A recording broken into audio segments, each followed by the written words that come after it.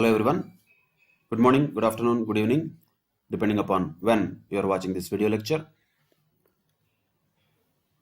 After the first chapter in business economics related to CA foundation syllabus, let us move on to the chapter 2 in this particular paper. So chapter 2 is about the theory of demand and the theory of supply and also the theory of consumer behavior. So broadly, this chapter 2 will focus on these three items: theory of demand in unit 1, theory of consumer behavior in unit 2, and theory of supply in unit 3. However, all of them are interrelated with one another. If we understand the theory of demand properly with the scientific explanations of how it works, then we can automatically apply similar principles to the theory of supply, but just on an opposite way. So a lot of times it so happens that we don't need to know in the same vigor, with the same intensity, all the things. For example, in chapter 1, unit 2, when we discussed about capitalism, socialism, and mixed economy, if we understand properly what is capitalism, then socialism automatically is understood, because the opposite of capitalism is socialism. So once you know one, the other one automatically reveals itself. And mixed economy, there is nothing special about it. Just mix both the concepts of capitalism and socialism, you will get it. So no special attention is required, no additional effort is required. It becomes relatively easier to understand certain things which will come later, but only when condition is first we should understand the core thing in a very detailed manner. That's what we did in the chapter 1 also. We tried to understand the characteristics, advantages, disadvantages of capitalism in a detailed manner. Once we understand that, just flip them, automatically you will understand the characteristics, advantages and disadvantages of socialism also. So similarly, in this chapter also, if we understand the theory of demand properly, more or less, we will be able to understand the theory of supply also, but just once again in a reverse manner. Theory of demand is from a consumption point of view, from a consumer point of view, whereas theory of supply is from a producer's point of view or a manufacturer's point of view. That's all, both on the opposite side.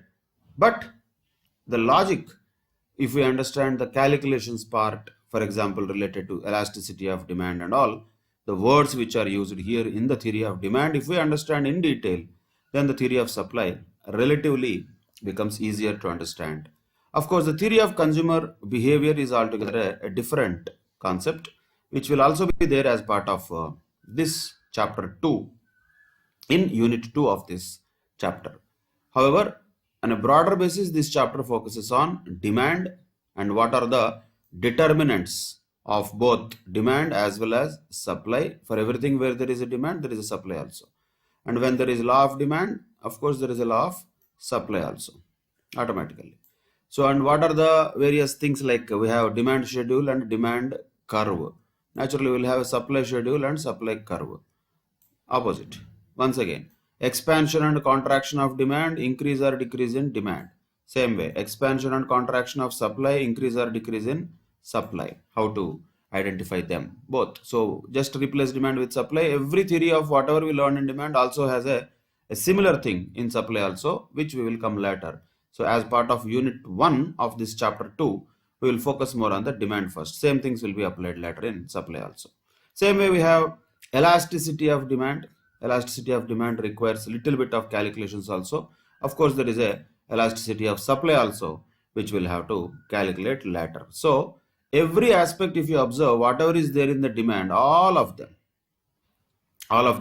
have a counterpart in supply also. Same things we have: determinants, law of demand, law of supply. Demand schedule, demand curve, supply schedule, supply curve. Elasticity of demand, elasticity of supply. Expansion, contraction of demand, increase or decrease in demand. Expansion, contraction of supply, increase or decrease in supply. So what is the difference here? Yes, there is opposite difference here, no doubt about it. All are not same, but the concepts that we are going to use are same. That is why the understanding has to be at a conceptual level. If we understand one's concept, that can be easily applied to another concept. That's what will happen later when we come to the topic of supply. But before that, the theory of demand, the first unit of this chapter number 2 will focus on these items in relation to the law of demand, demand schedule, demand curve, elasticity of demand. Even elasticity of demand also has different types of elasticity. There is price elasticity, there is income elasticity, there is cross elasticity, like that, advertisement elasticity. So many types of elasticity of demand we can study in this particular unit 1 of chapter 2 related to the demand. So our focus area here is going to be the demand and all the things that are going to be related to the demand. So these are all the things we are talking about in this particular chapter.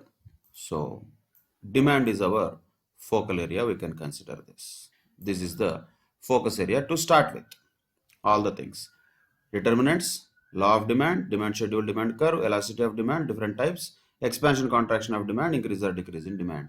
So this area is all about the first unit of chapter 2. Of course, there is another concept of demand forecasting, but as I told already in the introduction, demand forecasting we are not going to do, but we are going to understand there is something called demand forecasting and some techniques are used for demand forecasting. We will come to know that there are techniques used, but we are not going to use any techniques. This proper demand forecasting application of statistical techniques will happen not at this level. Practically speaking, at final level you will be able to apply them. Here we will only know that okay, there is something called demand forecasting. Forecasting is about budgeting and that uses certain types of statistical and mathematical tools and techniques. That's it. That's what we will do here in this unit 1 of chapter 2. Unit 2 of chapter 2 will focus more on this theory of consumer behavior, which will have broadly two things only. That is unit 2 of chapter 2, which will have theory of consumer behavior, which have two types of theories on a broader basis. One is marginal utility analysis, second one is indifference curve analysis. With these two theories, unit 2 of chapter 2 will be done. And the unit 3 of chapter 3 obviously is about supply. And what are the supply areas? Supply of course includes the determinants of supply, then everything else like the law of supply, supply schedule, everything. And not only that, including the elasticity of supply. So these all areas will be covered in unit 3 of this chapter 2. So supply, determinants of supply, law of supply, supply schedule, supply curve, expansion and contraction of supply, increase or decrease in supply, elasticity of supply. Those are will be unit 3 of chapter 2. So in a nutshell, this chapter 2 has 3 units and these are going to be the overall contents of this chapter, which is mentioned in chapter overview. So 3 units, one is the demand, one is consumer behavior and the other one is supply. Let us start with the demand. Basically, the first unit of chapter 2 starts with the theory of demand and the word demand. What does it mean and what is the meaning of demand? What are the definitions of demand? Also, how demand is affected by different types of factors. All those things will be discussed in this first unit of chapter 2. Now there is one kind of situation that is given, a hypothetical situation. I think you can just generally go through that. There is all just a story. There is nothing technical to discuss about it. But one point here, definitely what is going to happen here is, so there are various things that are going to be important factors when we talk about a market mechanism. So the market system is determined and governed by the market mechanism, where the price of a commodity or service is determined by the forces of demand and supply. This is what we already know, because what mechanism we are talking about is market mechanism, because what system we are talking about is market system, or we can also call that as capitalist system. In a capitalist economy or a market economy, market mechanism or price mechanism is that where the price of a commodity or service is determined by the forces of demand and supply. That is why we should be knowing both of them. Only demand is not enough, only supply is not enough. Of course, what is demand? That is the buyers who will constitute the demand side of the market. Seller make the supply side of the market. That is very simple. That's what we are talking about here. Demand is all about consumers or customers. Supply is about producers, sellers, manufacturers. We can call whatever the names. So buyer side or buy side is about demand, seller side or sell side is about supply, but both put together will have impact on the prices of the commodities in any market economy. So definitely, what are the various factors that will influence the demand and supply will become very important to understand the market mechanism, will become very important to understand the capitalist system or market system, which normally is what our discussion area is going to be. So that is why demand plays a very crucial role in many items for the organizations. So that is the reason we need to understand what is demand and what are the factors which will influence demand. Now, let us understand the concept of demand first, or meaning of demand. Definitions you can call them. Whatever it is, number of ways it can be expressed. But once again, what is expressed, how is it expressed, matters only a partial way. But what matters more is, do we understand the concept of it or not? Are we able to grasp the meaning of the demand or not? That matters a lot. So let us understand the concept of demand. So what is the concept of demand? Demand basically is the quantity. When we say demand, we are talking about not in general rupee terms or monetary terms. We are talking about quantity terms, quantitative terms of what? Of a good or service. So quantity of a good or service. That is again English language problem. So you have to observe that it is not good, good, bad, good, not that good. This is GOOD, good. Good also GOOD, good also GOOD. So this is not good, this is good. Goods and service tax. In that, whatever good is there, that good this is.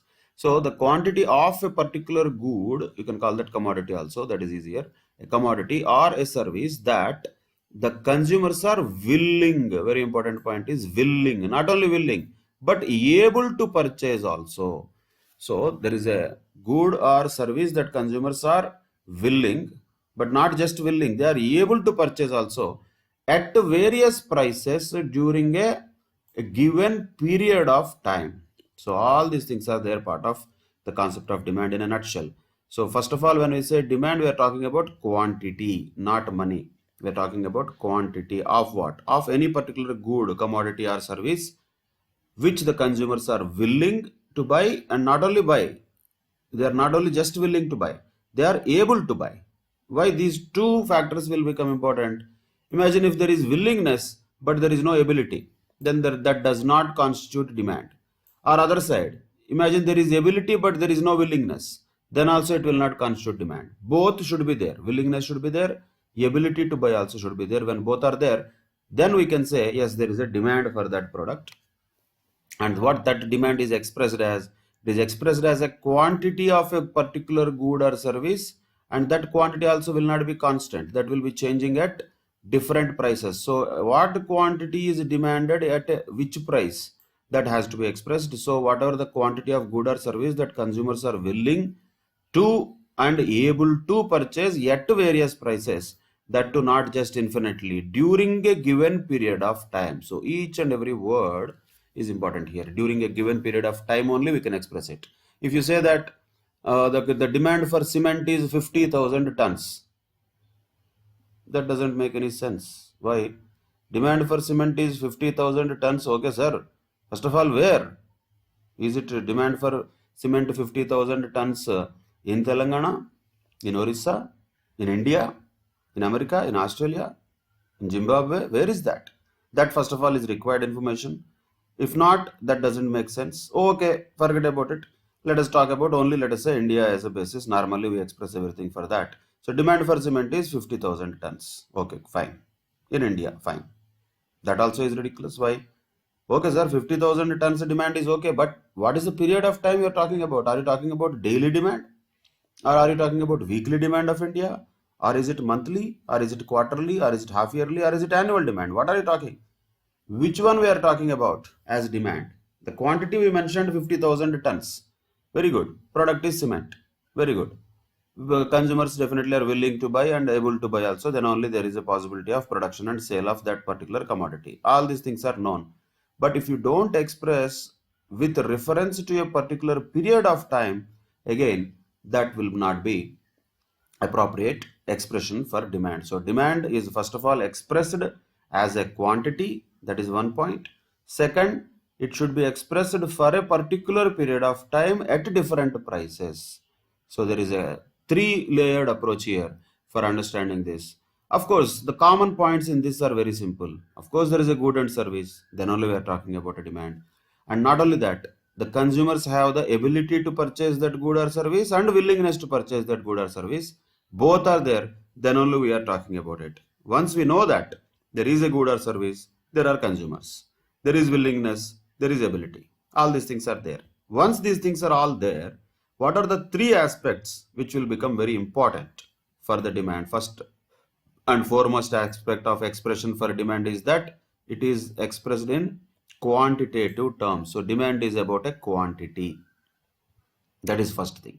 Second thing is that it is not going to be same at all prices. So this quantity changes according to the prices. So quantity is one thing, price is another thing, and not only that, it is expressed for a particular period of time.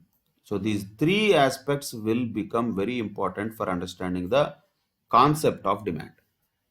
Demand is about quantity of a good or service which is purchased at different prices during a particular period of time, during a given period of time. Then only we call that as demand. So without the expression of price and time period, the expression of quantity as a demand has no meaning. That's what we have to understand. Okay, that is the first point which will tell us the concept of demand. All of the other points are very natural. For example, willingness. Yes, of course, willingness is required. Without willingness, ability is not going to constitute demand. But is willingness enough? No. Ability also is required. Let us say if a beggar wants to buy food, he might have a lot of willingness actually to buy food, but if he doesn't have the ability to buy, there is no demand created by that beggar. So effectively, demand depends upon what? The effective demand for a thing depends upon desire, means to purchase it, and willingness to use those means for that purchase. All three should be there. Means all should be at same time. Same time they should be there. Desire is there, but means to purchase are not there. Means to purchase generally is money. How will you purchase something? Money. So desire is just a feeling. Means to purchase is money. Both should be there. And willingness to use that means for that purchase also should be there. This should be matched. That willingness should be also there. A lot of times it so happens there will be desire also, there will be means to purchase also, but still people will not match them because they don't have that willingness. For various purposes, people may not spend the money for all the desires that they have. Sometimes people might save that money for fulfilling something that future may present to us. So demand in the market is created for the commodities and goods or services only when all the three are put together at the same time existing. There should be a desire to purchase. Second, there should be ability to purchase, and there should be willingness to use that particular ability, which is money, to satisfy the desire. Then only this demand is created. So the point again to note here, which is a casual, normal point, nothing rocket science in that, but simply that is an important point. That is why we have to be very careful about it. Unless the desire is backed by the purchasing power or ability to pay or willingness to pay, it does not constitute demand. Simply, demand will come into picture only when ability plus the desire both are there at the same time. Timing is also important. Today ability is there but desire is not there. Let us say tomorrow desire is there but ability is not there. Still it does not constitute demand. Both should be combined at the same time. Then only there is a possibility of demand being created in the market. So the same thing we are talking about here. The three major aspects of demand are: one is quantity as an expression at different prices during a particular point of time. Point of time here is not a point of time, it is a period of time. A day, a month, a week, whatever it is, whatever it could be. But there should be a specification of a period of time in which the quantity demanded will have to be expressed at different prices of a particular product. Then we can call that as an expression of demand. So first point to be noted here is the word used here is more or less quantity demanded. So there are two things here. We'll note them very clearly. There is a difference between quantity demanded and demand. So quantity demanded is a different phrase. Demand itself is a different phrase. Though demand also is an expression in quantity, both need not be same. What is the difference? We will definitely come to know in the coming sessions when we understand the theory of demand in detail. But point to note now is very important point. Very important point now is when we say quantity demanded, that is telling us a different story, that is something which is different. And when we just use the word demand, that is different. Both are not necessarily same. Those two are different expressions. That we should know. What is the difference? We will definitely come to know in the next classes. But what are the things to be noted about the quantity demanded? That's what we are talking about. Always it is about a given price. That's what we are talking here. That is a point here. So the quantity is always expressed at a given price. So which means what? When the price changes, also automatically the quantity demanded changes. Both are not going to be remaining constant. When price is changing, quantity demanded also changes along with that. How it will change? Of course, that is what is demand theory. That's what we are going to discuss as part of the law of demand. But one thing for sure, quantity demanded is not a standalone function. It is dependent on the price of the commodity, and these two are related with each other. That is for sure. That's what we are talking about in the first point. So the quantity demanded is always expressed at a given price, and at different prices, different quantities of the commodity are generally demanded. So as the price changes, quantity demanded also changes. That is one point to note. And second point, that is what we are talking about here, that is a T, that is time. Quantity demanded is a flow concept. Flow happens particularly when you have 2 points. So that is what we call about period of time. See, time is also something which is never a stagnated thing. Can time stop? Can be stopped? Is it possible at all? You may say that I will remove the battery in the clock and it will stop. Clock is stopped. Time is not stopped, sir. So clock can be stopped. Time cannot be stopped. Time is a flow. So definitely if you want to express something related to time, you need to have 2 points. Between this, we call that some name. We give that some name. So we can call that the time period between these 2 points as a day. If it is like a 24 hours period, we can call this as a week, or we can call this as a month if the time period is 28, 29, 30 or 31 days according to the month and year. So similarly, when there are 2 points, between these 2 points, whatever the period is there, that's what we call as time period. So time is a flow concept. Demand is also a flow concept. So any time when we express the demand, this demand is always expressed for a particular period of time. That is what we are talking about. Same thing as we discussed earlier. When you say quantity demanded, it has to be expressed at a particular price. Why? Because if price changes, demand also changes. The quantity demanded also changes. Same way it has to be expressed for a particular period of time. Period of time. There is a difference between period of time and point of time. Point of time is only just a point concept, whereas period of time is a flow concept. So we are not talking about a single purchase or one particular purchase. We are talking about a flow of purchases. So how much demand has to be expressed, like how much what? So much per the period of time always has to be expressed like that. Per period of time means what? So much per period of time means, like let us say for example, just for understanding purposes, so much per period of time means, so let us do this is easier. So we are talking about per period of time. So per period of time means what? Per day, per week, per month, like that. So per period of time is an expression for demand always. So the time period matters while we express the demand. So for example, like example it is given. So 1000 dozens of oranges, let us say, is the demand.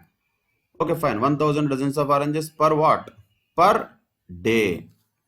That like that it has to be told very clearly. Let us say 7000 dozens of oranges is the demand if somebody says. Per what? Per week. Like that it has to be expressed in relation to a time period. Why is that? Because the quantity demanded is a flow concept, not a stock concept. There are always opposite concepts we should know. Some of them we discussed earlier already in some of the classes. For example, what we discussed about this stock concept and flow concept just now. Stock concept means at a particular point of time. Flow concept means that is a period of time. So stock concept is different, flow concept is different. Objectivity, subjectivity, something else we discussed earlier. Abstract, concrete, something else we discussed earlier. Like positive, normative, something else we discussed earlier.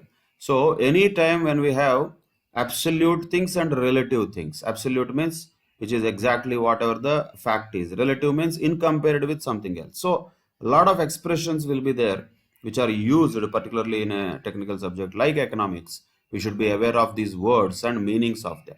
So what is the quantity demanded? Which type of concept it is? It is not a stock concept. It is a flow concept. Stock concept will be at a particular point of time. Flow concept will be for a particular period of time. For your general understanding, so that you can easily understand, balance sheet is a stock concept. Why? Because balance sheet is prepared on a particular date. On a date it is prepared. But whereas P&L account is a flow concept. Why? Because it is prepared for a period of time. That is why if you remember the headings of balance sheet, the balance sheet heading will be what? Balance sheet as on a particular date, as on so and so date. It is on that date only. The position of the company before that date is not the same, after that date is not the same, it has changed. But the position of the company, financial position of the company on the date of balance sheet is how much? That is expressed by the balance sheet. So balance sheet is telling us the position of a company on a particular date. So it is a stock concept, not a flow concept. Profit or loss account, profit and loss account is telling us the profit or loss related to not on a date. It is related to a period, for a year or for a quarter, for a half year, like that. The profit and loss account is giving us the financial performance related data for a period of time. So that is a flow concept. So this difference is there. So when we talk about demand or quantity demanded, to be precise, quantity demanded is what type of concept? It is a flow concept that we should remember. So the 2 points here we have to be very clear. One, the quantity demanded always has price in its nature. So price has to be there as part of its one of the areas. So price is one thing, and another area that is to be understood is time period. Same thing as we talked about. So quantity demanded is always expressed at a particular price for a particular period of time. That is what about demand concept is all about. Now, in simple words or otherwise, basically what is the demand? We can just define as is this. What is the demand? It means the various quantities of a given commodity or service which the consumers would buy in one market. Again, place also matters here, because without referring to the place, it doesn't make sense. Okay, fine. We are talking about this 1000 dozens of oranges per day. Okay, sir, but where? Is it like 1000 dozens in one area or one street or one locality or one town or one city or one district or state or country or entire world is using only 1000 dozens of oranges per day? No, we don't know that. So without mentioning the place or market, that also becomes a irrelevant expression. So one market, that is also an important aspect. So by demand we mean the various quantities of a given commodity. First point is we are talking about various quantities of a given commodity. Quantities of given commodity or service which the consumers would buy in one market. One market. So that is a place we are talking about during a given period of time. So we are talking about a period of time at various prices. So we are talking about different prices, or at various incomes. We will see that also, how incomes will have an impact, or at various prices of related goods. Prices of related goods. So all of them will simply be expressed as demand. So there are two things here. Now, because the topic has come, it is easier to understand. Every time whenever we are going to use the word quantity demanded, we are going to understand the relationship between quantity demanded and price. So when the price is the factor which is impacting, then we use the word quantity demanded. So the price is impacting what? The price is impacting the quantity which is demanded. And what about others? There are many other factors we are talking. Incomes are affecting demand. Let us say prices of related goods are affecting demand. They are not impacting quantity demanded. They are impacting demand. Both are quantities only, but the expression is different. So be very clear on that in the questions also in the examination. When the word quantity demanded is used, what are we referring to? The change in the quantity demanded is happening in accordance to the changes in prices. When he says there is a change in demand, what does it mean? Change in demand is happening according to the changes in something else other than prices. What could be that? Many factors actually. Only two are mentioned here. One is like incomes of the consumers, or the price of related goods, etc., etc. There are so many factors which will have an impact on demand. However, common point always to be noted is demand is an expression in the form of a quantity at a particular time period or during a particular time period at different prices. That's what we call as quantity demanded. And when there is a change in demand, we are using the word that refers to the changes in the overall quantity of the demand due to the changes in incomes of the consumers or prices of related goods or some other factors which might be there, which will impact the overall demand. So this is what is going to be the basic chart, we can say the diagram, which will tell us what are going to be the determinants of the demand. What determinants of demand are there, or you can say the factors which are affecting the demand, or you can say the influencers of demand. What factors will influence the demand, or you can even call that in another way, demand is influenced by which kind of factors. Either way, all the ways ultimately meaning the same thing. What are they meaning about? They are talking about the determinants of the demand. So how the demand is going to change when any of these factors is going to change. Will there be any impact on the demand due to any of these factors? Of course, yes. That is why we are talking about all of them as determinants of demand. What are all those determinants of demand? Three things we already touched. One is price of the commodity itself, one is price of the related commodities, another one is income of the consumers. All the three are just mentioned in this definition also. So these three are already just as namesake, we know them. Price of the commodity will have an impact on demand or not? Yes. Prices of related commodities will have an impact or not? Yes, of course. And then the income of the consumers will have an impact on the demand or not? Yes. All these three will have definitely impact on the demand. But these three are quantifiable things. So let us understand what is the common point in these three things. Price is a number. Price of related commodities is also a number. Income of consumers also is a number. So these three things can be expressed as a number. That is one common point between all these three things. That is for sure. So the common point between them is these three things particularly is that these are all possible to be expressed as some number. Number, definitely yes. Number may not be representing the same. Price may be expressed in rupees. Income is expressed in rupees. Price of related commodities is expressed in rupees. So all of them are numbers in the sense of money terms. They are all expressed. All of them are expressed in money terms. Say for example, rupee terms. Right? So that is going to be the expression of all these things. So when you have this expression of all these things in rupee terms particularly, the quantity demanded is not rupee terms, that is in number of units like kilos, liters, tons, meters, so depending upon the product. Let us say cloth. Cloth could be expressed as meters. Let us say petrol could be expressed as gallons or liters or drums. So the different quantities can be there for quantity demanded, but that is not rupees, that is quantity. And these factors which are influencing that quantity demanded or the demand are three things. One is the price of the commodity itself, two is price of the related commodities, and three is the income of consumers. But one common point among all of them is they are all quantifiable. They can be expressed as some number. What is the price of commodity? 40 rupees. Number.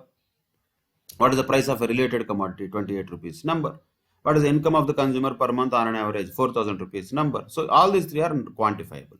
But look at the other things like consumer expectations or consumer tastes and preferences. These two things we can say are not quantifiable. These two are not quantifiable. If I ask you a question, do you like Coca-Cola? Some of you may say yes, some of you may say no. Both will be there. There cannot be only one category of people. So taste and preference of consumers will be different. That need not be same.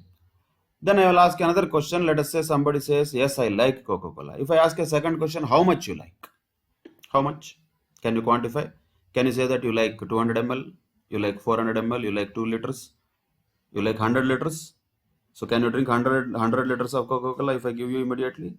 Not possible. So the point is, there is no quantification for liking or disliking. Somebody may say, I like, I dislike, but it is very difficult to quantify that. Those are qualitative things. That is the difference.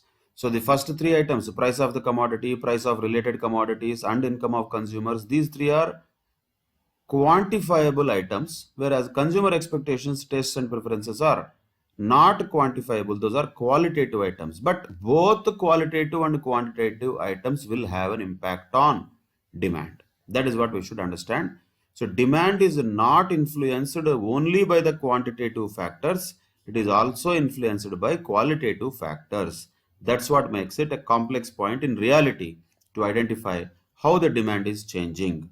That is a different story. We will come to each of these topics separately. But now we should understand, yes, there are qualitative as well as quantitative factors which will have an impact on demand. And then there can be other factors always. So what other factors? Hundreds of factors can be there. We don't have to think about all of them. Few factors we can have an example of. But ultimately, what major factors will have an influence or an impact on demand will be these. One, price of the commodity. Two, prices of the related commodities. Three, income of the consumers.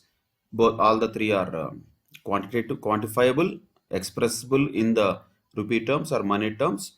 Whereas consumer expectations, tastes, and preferences definitely are not quantifiable. Those are qualitative things. So they will also have an impact on demand, but we can only sense a direction, but we cannot really find out the quantification of that. Tastes and preferences of the consumers is so favorable for jeans, pants, let us say.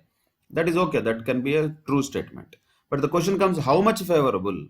That is a difficult question to answer. So that is where the qualitative aspects will have impact on demand, but difficult to quantify them, difficult to gauge them, difficult to assess the real impact of them on the demand. However, we can know the direction, definitely yes. People are liking this. We can understand that tendency. As a trend, we can understand. People are not liking this. As a trend, we can understand. But how much they are liking, how much they are not liking, that is difficult to quantify. There is always a counter argument for the statistics which might be available for tastes and preferences of consumers. Of course, I'm not telling they are not at all quantifiable. There are marketing agencies who do surveys for that. There are people who will take ratings. Why are you giving ratings every time when you get a delivery of any Swiggy or Amazon or something?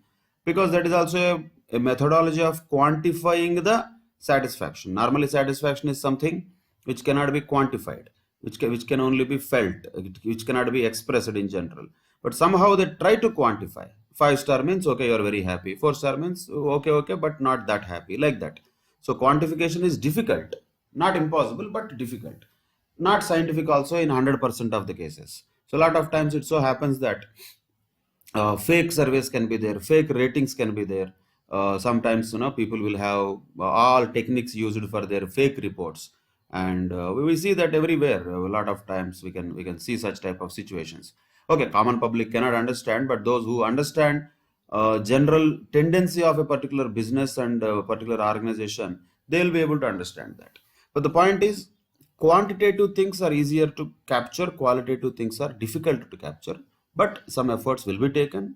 to capture the data from them also. But once again, is it our job to do that? Absolutely not.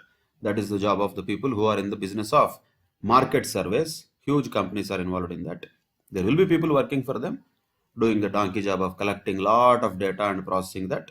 But that is not our business. Our job here is to know that there are certain things which will have an impact on demand which could not be quantified immediately, like consumer expectations, tastes and preferences of consumers. Both of them are feelings. They are subjective, not objective. They are not realities. That is the feelings. Consumer expectations always need not be correct. Consumers foolishly can expect that the price of a particular commodity might increase after the budget. But actually, after the budget, the price of the commodity may decrease. So what happened to consumer expectations? Gone for toss. So expectations are expectations. That is only a judgment. That is only a feeling or a thought or an opinion, not necessarily the reality. Reality could be something else. Taste and preferences also is a feeling. It's an opinion. It's a judgment. The reality is different. So if people are liking, that does not mean it is really good. People are liking, people are liking. That is only expressing a taste or preference of the consumers, nothing else. So these two things are qualitative items. All the other three are quantitative items. Other factors anyway can be there, which also can have an impact on the demand or quantity demanded. That is the main point here to note when we talk about the demand theory. So we are entering into some of the areas where the demand theory also talks about these factors and how they will have an influence on the demand. Let us start with the factors one by one.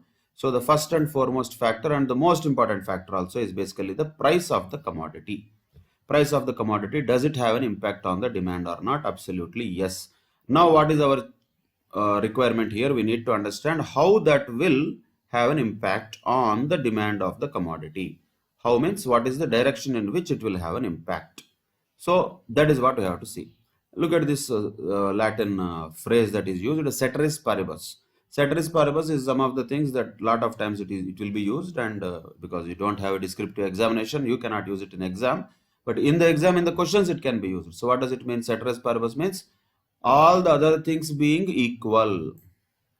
Means when all the other things are not changing, all the other things being equal without any change in the other factors, usually how the demand and the price are related.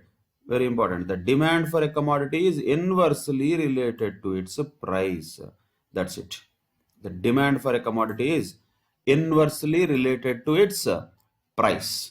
That is the crux of this particular aspect, that is price of the commodity. So the price of the commodity, how it has an impact on demand? By having this, the demand for a commodity is inversely related to its price. Means when the price of the commodity increases, demand for that commodity decreases. When the price of the commodity decreases, demand for that commodity increases. That's what happens in case of price of a commodity having a change, which will impact the quantity demanded in a inverse way. So the main point here is the relationship between these two items is inverse relationship, not a direct relationship. And that relationship is between what? Price of a commodity and quantity demanded. That's what is mentioned. For example, if there is a rise in the price of the commodity, if at all, then naturally what happens? That will bring out a fall in the quantity purchased and vice versa. If there is a fall in the price of the commodity, there will be a rise in the quantity purchased or demanded.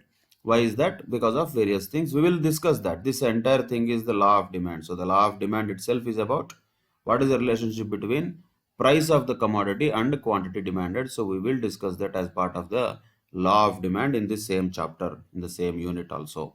We'll come to that later. But basically, the essence of that can be understood. What is the essence of the law of demand? That we already know. When the price of the commodity increases, what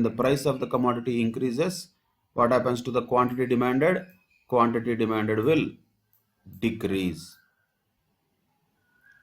Quantity demanded will decrease. On the other side, when the price of the commodity decreases, if this decreases, then what happens to the quantity demanded? Quantity demanded will increase. That's it. This is what is law of demand, theory of demand. The great theory of demand is all about this nutshell. Price increasing, quantity demanded decreasing. Price decreasing, quantity demanded increasing. That is the first factor, price of the commodity. Now coming to the second thing, that is the prices of related commodities. See, related commodities is a big discussion separately by itself. Of course, we have that also as part of understanding the cross elasticity of demand. Later we will come to that. However, before going to that level of understanding elasticity of demand, we should understand first of all what is the relationship between the price of the related commodities and the quantity demanded of original commodity. So always we have to understand here, in the first case, what is increasing or decreasing is the price of the same commodity, quantity demanded of same commodity. Whereas when we are talking about the prices of related commodities, price increasing or decreasing related to what? Not of the same commodity. That is in relation to some other commodity. So this top portion is related to some other commodity. Quantity demanded is related to some other commodity. So what is our original commodity here we are talking about? That is this portion. What is the related commodity? That is this portion, the top portion. So the top portion is talking about the prices of related commodities.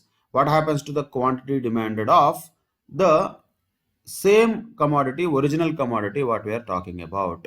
So that's what we have to observe here. Of course, the relationship will not be same. It will be opposite. We have to observe that. But before that, we need to understand what are related commodities. Related commodities are of two types. First category can be called as complementary goods. Second category can be called as competing goods or sometimes called substitutes. In simple words, substitutes and complementary goods are called as related commodities. These are related commodities. What is the difference between them? Nature of them we have to understand clearly. Then only we can understand how they will impact or their price will impact on the quantity demanded of or the demand of the original commodity. So we are talking about two things here. Always we will refer like this. We are talking about related commodity. One is that whatever it could be. Related commodity could be again two types. One is substitute and second one is complementary. Both are possible. But in any way we call that as related commodity. And other thing what we are talking about as is original commodity. Original commodity is our commodity. That is original. So what related commodities prices changes? Demand of original commodity also changes. Question is how it changes is the point.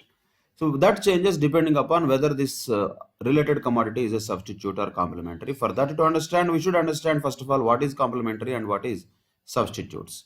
What are complementary goods? Those are the ones which are consumed together or simultaneously. Those can be called as complementary commodities. They are consumed together or simultaneously. For example, we can say tea and sugar. They can be considered as complementary commodities because both are consumed simultaneously. You can say some people will have diabetes, they will not have sugar and all. So those exceptions are not what stupid things we are going to discuss here. So we are talking about normal things. Normally, tea and sugar are consumed together. So if, for example, just for understanding purposes, the price of the tea has increased, then what happens? First of all, when the price of the tea has increased, the demand for tea will decrease. That we know because of the theory of demand. When the demand for tea is decreased, demand for sugar also will decrease because tea and sugar are what type of commodities? Complementary commodities. So the demand for tea and demand for sugar go in same direction. If demand for tea increases, demand for sugar also increases. If demand for tea decreases, demand for sugar also decreases. Why? Because they are complementary to each other. Same way petrol and automobile. Let us say more and more automobiles are purchased by the people. Naturally, what happens? The demand for petrol also increases. Less automobiles are purchased by the people. Demand for petrol also decreases. Pen and ink is an old example. Nowadays, nobody is using ink pen. But still, it can be also another example for understanding what is a complementary goods which are consumed together or simultaneously. That can be called as complementary commodities. Nowadays, best example can be considered as a printer and its cartridge. So, printer and cartridge are related to each other. Once more printers are purchased, along with that, naturally the cartridges also will be purchased and increased. So naturally those are all related commodities with each other. They are consumed together. Or for your technology generation, we can say that, let us say, mobile phones and selfie sticks. So selfie sticks separately will not have much of the demand. They will have a related demand with the mobile phones. If mobile phones demand increases, along with that the selfie sticks demand also can be increased. Along with the mobile covers, different types of covers that people purchase, that will increase. It depends upon also the demand of mobile phones. Like this, any number of examples can be taken for sub complementary commodities. So when we talk about the complementary commodities, they are complementing each other, they are helping each other. Cartridge helps the printer to run. The selfie stick is possible to be operated only first of all when there is a mobile. So these two are related to each other. In the olden days when cameras were there, cameras and films, they are all complementary commodities. Once they are consumed simultaneously, tea and sugar is an example. Coffee and sugar also can be an example, no problem. Coffee and milk is an example. Both can be consumed together or simultaneously. Automobile and petrol, pen and ink, printer and cartridge, mobile phone and mobile covers, like that. Computers and computer software, all of them are complementary commodities. So computer software demand will increase when computers are demanded more. So naturally these two are consumed together or simultaneously, then we can call them in general the complementary goods. Such type of goods will go in the same line of direction, means they are not having opposite competition with each other. So if one increases, the demand for one increases, the demand for other also increases. How strongly it will increase, how strongly it may not increase is a different story, but definitely there is going to be a same directional increase in the demand of related commodity, which is a complementary commodity with original commodity. So when the demand for original commodity increases, complementary commodities demand also increases, and vice versa. Means what? When the demand for original commodity decreases, then the demand for complementary commodity also decreases. That's what happens here when we talk about complementary goods. Now let us understand how this works. Complementary goods. Complementary goods, with the same examples, any one of them we can take. Let us take tea and sugar, whatever example can be taken, but just we are taking an example of tea and sugar. So when we have this tea and sugar, these are the two types of commodities. Yes, okay, fine, we have two types of commodities. What happened here is, let us say the price of the tea has increased. Okay, what has increased? The price of the tea has increased. So when the price of the tea has increased, we are talking about price of the tea has increased. What happens to the quantity demanded or demand of sugar? Sugar demand will increase or decrease is the question. So first of all, we have to understand this sugar demand is not directly just, it is influenced by price of sugar only. It is of course influenced by price of sugar, but that is not what we are talking about. That was the first point. Now we are talking about the price of some other commodity has increased, which is a complementary commodity, which has an impact on the original commodity. So what is the original commodity here? First of all, that is sugar, and the complementary commodity is tea. So price of the tea has increased. What happens to the demand for sugar is the question. For that, we should not answer directly. That is where a lot of people do mistake. If you answer directly, possibility of doing a wrong answer, or otherwise unnecessarily by hearting things will come. Never do that. Understand it simply in a conceptual manner. Okay, sir, first of all, what happened? We have to go in a step-by-step process. This will not take that much time when you practice it again and again. See, price of the tea has increased. So what happens to the demand for tea? First of all, what happens to the demand for tea? When the demand for tea decreases naturally, and the price of the tea has increased, demand for tea will decrease. Now that is what first point is talking about. When the price of the commodity increases, demand for that will decrease. So naturally the demand for tea will decrease. Now you have to apply this here. Okay, then what happens to the sugar demand if the demand for tea decreases? Naturally sugar demand also will decrease. That's it. When the price of the tea is increasing, not only the demand for tea, but also the demand for sugar simultaneously is decreasing, because these two are complementary goods. That is what happens here. Naturally, when the price of the complementary commodity is increasing, other two, the original commodities demand also and complementary commodities demand also will decrease. Now take the opposite of this. Opposite will be opposite. What if the price of the tea has decreased? Or let us take this example which is given here. Let us say the price of the fountain pen has decreased, right? Price of the fountain pen has decreased, reverse of this. When price of the fountain pen has decreased, first of all you have to think about what happens to the demand for fountain pens.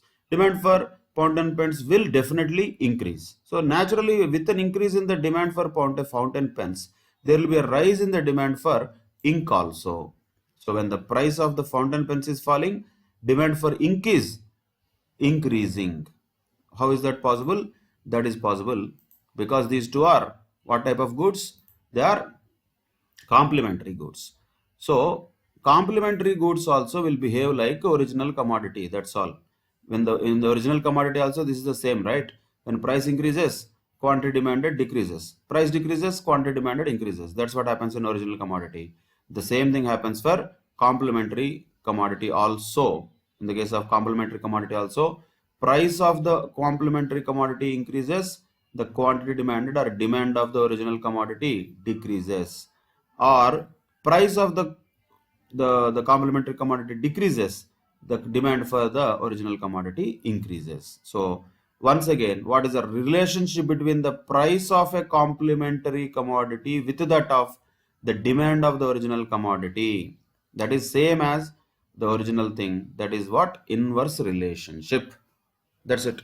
So what we can call this as, conclude this as, there is an inverse relationship between the demand for a good and the price of its complement. This is what is the final conclusion of this entire paragraph by understanding the example of complementary commodities. Is that clear? Once again, there is an inverse relationship between the demand for a good and the price of its complement. Price of its complement increases, demand for the good decreases. Price of its complement decreases, demand for the good increases. Reverse, always. So that is how the price of the related commodities, particularly the complement commodity, will have an impact.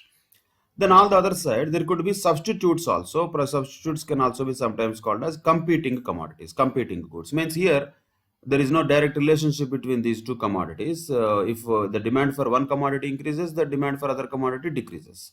They are not going in side by side because they are all replaceable by each other. In other words, they satisfy more or less the same want and they can be used in the place of each other. So examples only, once again, tea and coffee, example only. Practically, they are not substitutes. Those who drink tea cannot substitute with coffee and vice versa. But let us not go into those practicalities. Theoretically, at least we can have an example like, let us say, ink pen, ball pen. So if you use ink pen, you can substitute with that ball pen also, with the ball pen also, like that. So many different types of commodities can have substitution effect. That means what? Instead of one, there can be another commodity that can be used also. So when there is a possibility of a substitute, the commodities we are talking about original commodity and substitute. Original commodity and how this is related commodity is substitute. These two are competing with each other. That is the point we have to understand. In other words, they can be used in the place of one another easily. They can be used in the place of one another easily. That's what when we call them, the goods are substitutes. Now let us understand the, once again, demand and price relationship. So what are we talking about? We are talking about, let us say, substitute commodity, or let us take this example of tea and coffee, only example once again. Both are substitutes. So let us say what happens when the price of the tea is increased. When the price of the tea is increased, what happens to coffee is our interest. But once again, we should not directly go to coffee. First, what we should do? First, we should do, okay, sir, price of tea increased means the demand for tea happened what? Demand for tea definitely decreased, right? When the demand for tea decreased, demand for coffee will increase because people will replace the tea with coffee, right? So how is the relationship here between the price of the tea and demand of coffee? The relationship is direct. Both are going in same direction. Here earlier the relationship was inverse. So when the price of the complementary commodity was increasing, demand for original commodity was decreasing. Here when the price of the substitute increasing, demand for the original commodity also increases because the demand for substitute decreases, that will replace the demand for the original commodity. So that's what happens here. So what we can say here directly, final answer or final conclusion, what we can draw here is there is a direct or positive relation between the demand for a product and the price of its substitutes. When the price of the substitutes are increasing, demand for the original commodity also increases, and vice versa. Vice versa means if the price of the substitute decreases, then demand for the original commodity also decreases, because there is a direct relationship between these two. Which two? The demand for a product and the price of its substitute. So these are the two important things in the theory of demand. Out of all, these two are the most important things we can say. The relationship between the price of the commodity and the quantity demanded of itself. That is the first case. The second thing is the relationship between the price of a related commodity and the impact of that price change on the demand of the original commodity. And what is the conclusion we can draw here? This is a very important conclusion. When we talk about the prices of related commodities, if that related commodity is a complementary commodity, then the price of that complement and the demand for the original commodity have inverse relationship. They have inverse relationship. Whereas in case that a related commodity is a substitute commodity, then the price of that substitute and the demand of the original commodity have direct relationship or positive relationship. This conclusion everybody has to be very thoroughly understanding, and we should apply that also in the problems wherever they are coming. But main point I would like to suggest here is don't try to remember or don't try to by heart them blindly. Understand them logically. Logic will give us answers for any question. If you memorize the things, you will be able to answer only few questions. If you have logic, you can answer any question. So what is the logic here? When the price increases, the quantity demanded decreases. That is quite natural. And vice versa. When price decreases, the quantity demanded increases. But when we are talking about related commodities, we are talking about the price of one commodity and demand of another commodity. Both are not same. So price we are testing on one commodity, demand we are testing on another commodity. So like that, what is the relation between these two we have to understand. For that purpose, we should not directly jump to the conclusion. We should first understand the price of one commodity, what impact it will have on the same commodity first. For example, price of tea increased, demand for tea decreases. This is natural, this is same commodity. Then you go to next level. Okay, if demand for tea decreased, what happens to demand for sugar? That will also decrease.